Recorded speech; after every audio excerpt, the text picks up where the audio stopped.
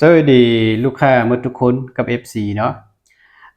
มื้อนี้พอดีสั่งมาได้2 รุ่นเดี๋ยวสิมาอธิบายละเอียดให้เนาะบอกทางนี้นี่จะเป็น K2 เนาะอ่ากล้องนี้จะเป็นกล้อง Discovery นะ3-12คนใน42นี่นะส่วนนี้จะเป็นของไซงอนเนาะเว้าจะเป็นเว้ากะลิกแก๊สZ1000เว้าปรับไหน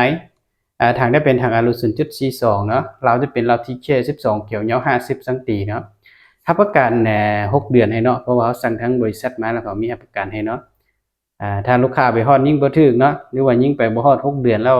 ยิ่งบ่ถึกก็ส่งมาส่งกลับให้ทั้งบริษัทเขาเนาะเดี๋ยวนี้ถ้านี่พักได้นะพักได้แล้วก็ดึงได้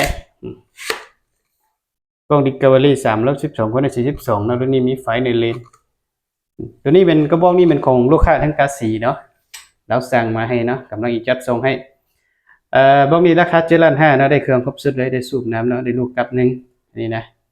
แล้วก็ต่อไปเป็นบอกที่2เนาะบอกที่2นี่เฮาสั่งเป็นเราเบอร์3เนาะเฮาสั่งไม่ได้2บอกเลยเนาะบอกนี้ลูกค้าคนใดอยากได้เอาไปยิงสัตว์ใหญ่เนาะยิงสัตว์ใหญ่นี่แนะนำเอาบอกนี้เลยเนาะบอกนี้เฮาประกอบมานี่เฮาจะประกอบ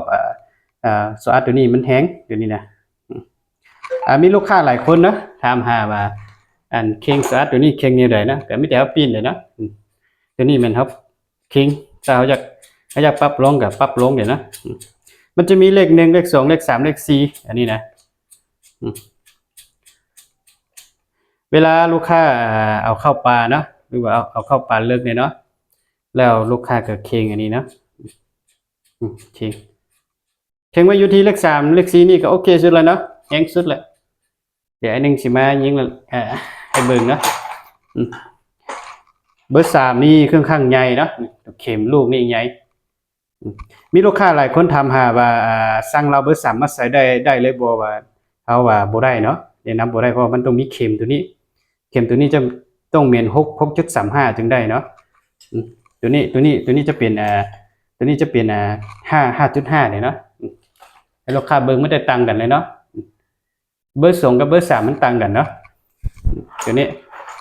เราตัวนี้จะเป็นเรายาว12เกี่ยวเนาะเรานี่นะกล้องจะเป็นกล้องมักโกอันนี้นะจะมีไฟในเลนเนาะถ้าลูกค้าอยากได้กล้องเบสเอก็เปลี่ยนกล้องเบสเอนี่ก็ได้นะแต่กล้องเบสเอนี่บ่มีไฟในเลนแล้วจึงเอาอันกล้องมักโกตัวนี้มาใส่ให้เนาะเพื่อลูกค้าเอาไปยิงกันขึ้นบอได้เนาะบอนี่งามหลายนี่นะถังนี้จะเป็นถังคาร์บอนเด้อถังคาร์บอนนี่เบาแห้งหน่อยนี่นะเบาแห้งถังคาร์บอน 0.42 ตัวนี้เบาแห้งอันนี้นะเก็บเสียงก็เป็นของไซงอนเลยเนาะของไซงอนอันนี้นะดำล้วนงามอันนี้นะเดี๋ยวสิมายิงให้เบิ่งเนาะว่าความเพลงมันเนาะเสียงทำใดเนาะลูกค้าอยากได้เอาไปยิงสั้นใหญ่ก่อนนี่น้ำบะบวกดีเลยเนาะความเพลงอันนี้นะมันแล้วแต่เขาปรับอยู่นี่บนนี้เลยเนาะบนนี้จะเป็นตัวแข้ง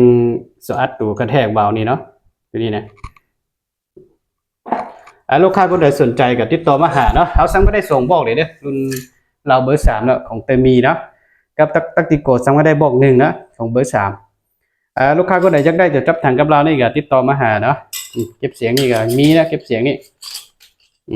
ติดต่อมาหาแล้วก็แม็กใส่ลูกของเตมีกับฟักต่อท็อปเอนี่ก็มีหมดนะพวก MC แม็ก MC มันยังก็มีพวกนี้ลูกค้าคนใดสนใจก็ติดต่อมาหานะตามนี้แล้วเนาะลูกค้าคนใดอยากได้บอกใดอยากได้รุ่นใดก็ติดต่อมาหาด้วยเบอร์ส่วนตัวเลยนะเดี๋ยวจะเอาเบอร์เขาลงในคลิปนี้